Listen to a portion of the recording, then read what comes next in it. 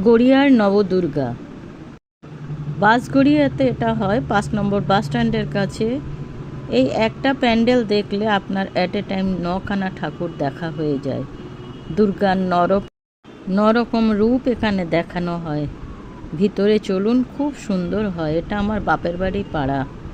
আমি প্রতি বছর চেষ্টা করি আসার এখানে। গড়িয়ার এই নবদুর্গা ভীষণ বিখ্যাত।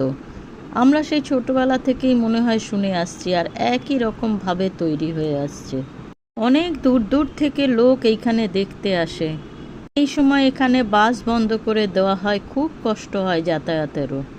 আমি থাকি স্টেশন গড়িয়ায়। সেখান থেকে ধরুন এখানে আসতে গেলে বিশাল বড় অটোর লাইনের পিছনে আপনাকে দাঁড়াতে হবে।